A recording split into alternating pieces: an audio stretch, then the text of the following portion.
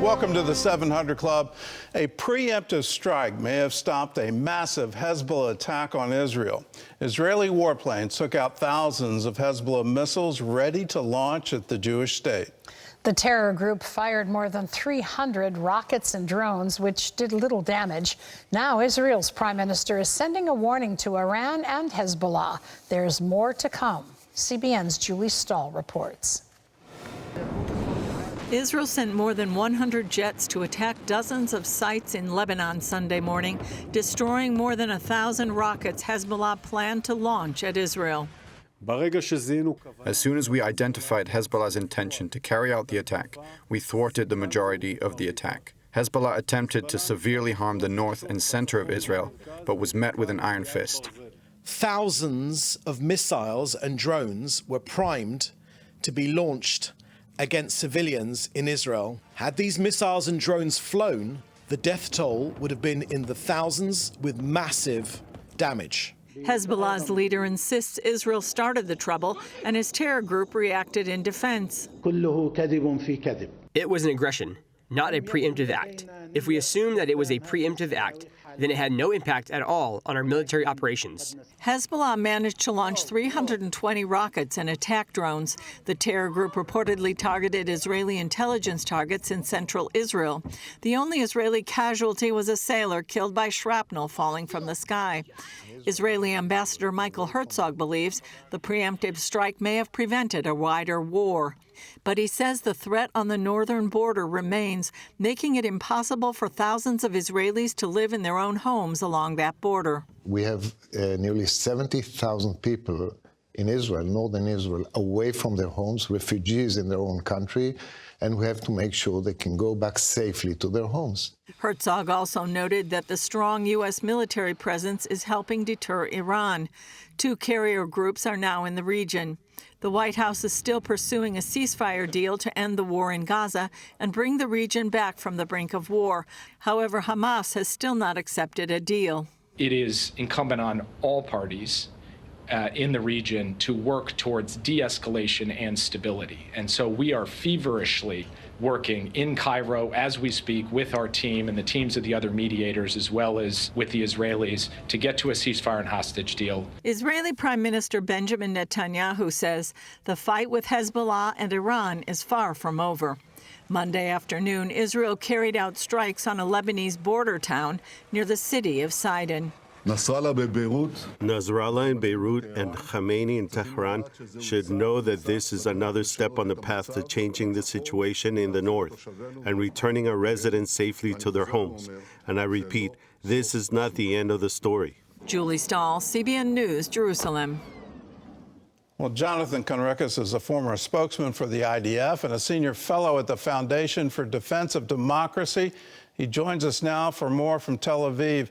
So what exactly did the Prime Minister Netanyahu mean by that there's going to be more? Yeah, first of all, shalom. Thank you for having me. That's the part of the sentence that really is a question mark, because if we judge the actions by Israel over the last 2 days, I do not see really a change of strategy. I don't think that Israel has made a decision to do more than just preemptive defensive activities and actually start having Hezbollah and Iran pay a price for attacking Israel. If Israel were to make that strategic shift, then I think the region would look differently. But the fact of the matter is that today, when Israelis woke up in northern Israel, there's incoming rockets, there's sirens, and there's, again, violations of Israeli sovereignty. And as the ambassador said, there's about 70,000 people that are still refugees in their own country. That indicates that Israel has not, in fact, shifted strategy. So maybe the last line was more of a small threat towards Iran, that if they try it again, Iran and Hezbollah, if they try it again, Israel will be ready. But the big question that really has regional consequences is, has Israel's changed strategy? And sadly, I don't think that Israel has. Where's the UN in all of this? After the Israeli pullout, the UN was supposed to create a zone in southern Lebanon that would be weapons-free. That's obviously not the case on the ground. Where are they in all of this? They are absent and lacking of any relevance, sadly.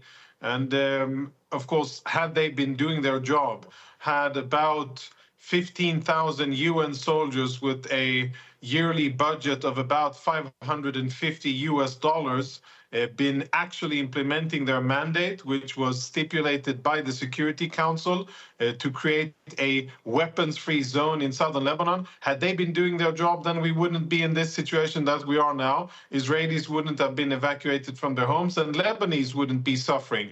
But sadly, that isn't the case. And what makes it even worse is that if you now go back and read the reports that the United Nations Interim Force in Lebanon, UNIFIL, that's the name of the force there, that they filed over the years to the Security Council, once every year, twice every year, they filed reports. If you read through the reports, you could wrongfully believe that everything's okay and that they're actually doing their job. That's what they reported for about 15, 16 years that they were deployed. But the sad reality on the ground is that Hezbollah owns southern Lebanon, is armed to its teeth with advanced Iranian weaponry, and they're using Lebanon as a launch pad in order to attack Israel, which, by the way, makes Lebanon, the state of Lebanon, accountable and responsible as well. Let's talk about the strategic play here.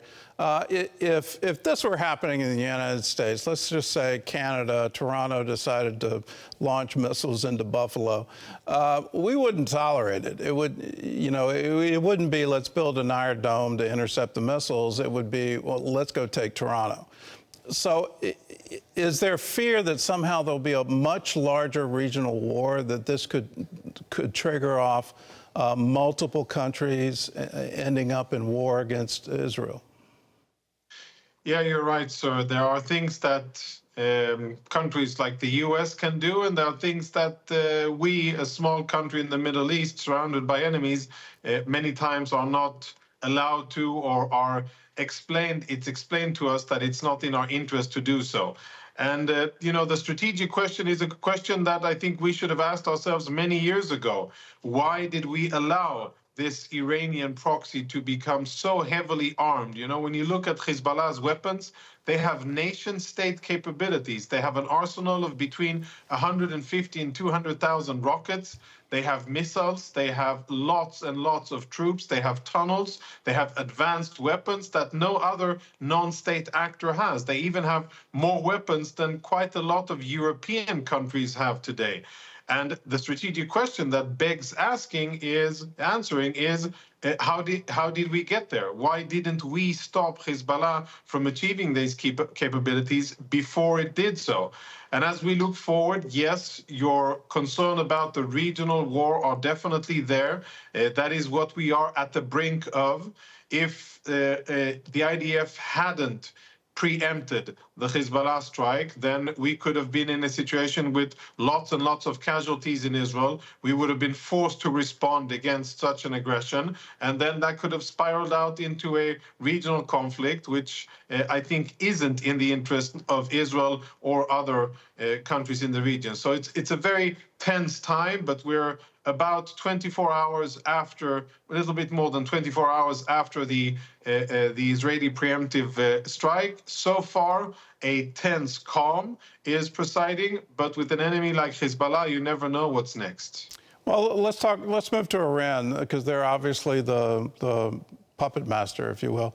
They're the ones who are behind all of it. They're saying that they're holding off on a retaliatory strike against Israel to allow time for a ceasefire. Do you think that that's the real reason? Are there other reasons they're holding off?